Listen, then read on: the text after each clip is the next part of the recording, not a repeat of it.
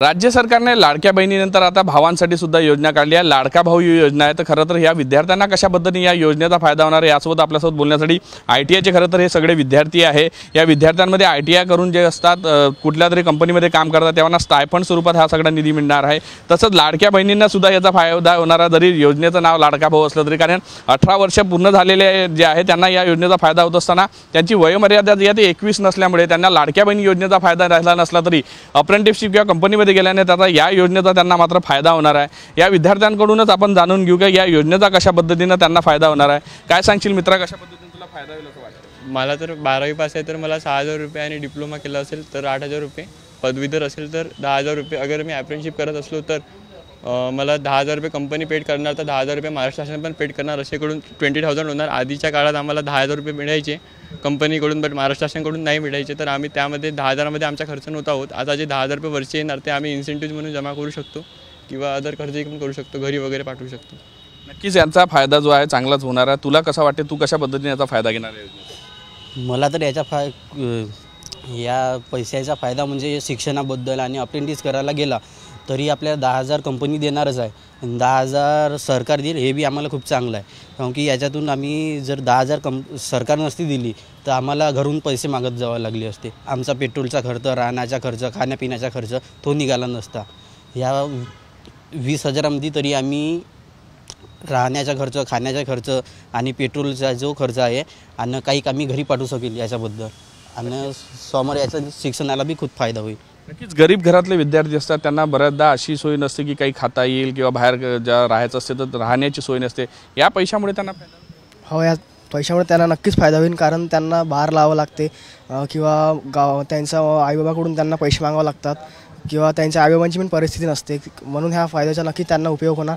आणखी 12वी पास झाल्यानंतर त्या मुलांना पण फायदा होणार किंवा कारण त्यांना 6,000 रुपये महिन्याचे मिळणार आहे। आणखी जे आपलं ग्रॅज्युएशन झाल्यानंतर पण त्या मुलांना फायदा, त्यांना 10,000 रुपये महिन्याचे मिळणार आहे। तू जशा पद्धतीने आता तुझं शिक्षण सुरू आहे, तू यानंतर अप्रेंटिससाठी जाशील, आता तुला बऱ्याच अडचणी जातात, वस्तू घ्याव्या लागतात, रोजचा शिक्षणाचा खर्च, सो त्यामध्ये सुद्धा फायदा होईल? हो, त्यामध्ये पण फायदा होईल, कारण रोजचा या जाचा खर्च, पासचा खर्च, मेट्रोचा खर्च, रोज असा खर्च असतो, त्यामुळे त्याचा पण खर्च होईल। नक्कीच हे लाडके भाऊ होते। आता लाडक्या बहिणींकडे सुद्धा आपण जाणार आहोत, कारण की त्या खरं तर लाडक्या बहिणी योजनेमध्ये सहभागी होऊ शकल्या नाही, कारण की त्याची वयोमर्यादा जी आहे ती 21 वर्ष नसल्यामुळे त्यांचा याचा फायदा नाही। मात्र या लाडक्या भाऊ योजनेत लाडक्या बहिणींना सुद्धा फायदा होणार आहे। काय सांगशील? मुलींना शिक्षणासाठी दूर जावं लागते, गावं खूप दूर असते, तर रूम करून राहते, कोणाची परिस्थिती नसते, तर त्यामुळे ह्या पैशांनी होऊन जाणार, घरच्यांना मागायची जरूरत नाही पडणार।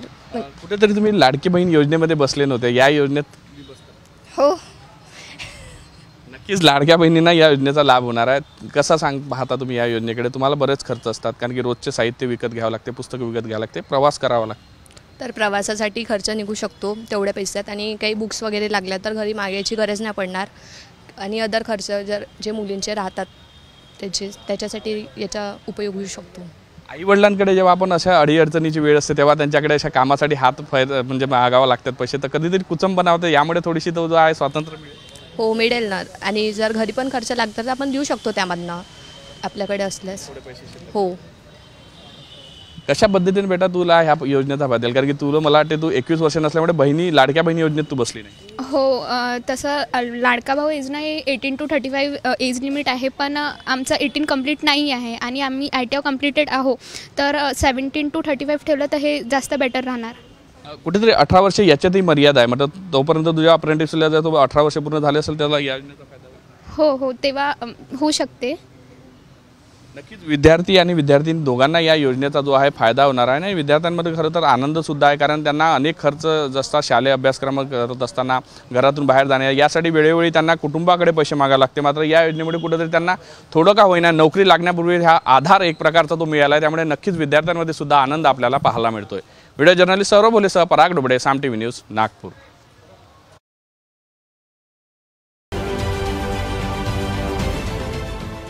देश विदेशातील प्रत्येक घडामोडींचे लाईव्ह अपडेट मिळवण्यासाठी आता साम टीव्हीच्या सर्व सोशल मीडिया प्लॅटफॉर्मला लाईक, फॉलो आणि सबस्क्राईब करा। तसंच सर्व नोटिफिकेशनसाठी बेल आयकॉन प्रेस करायला विसरू नका।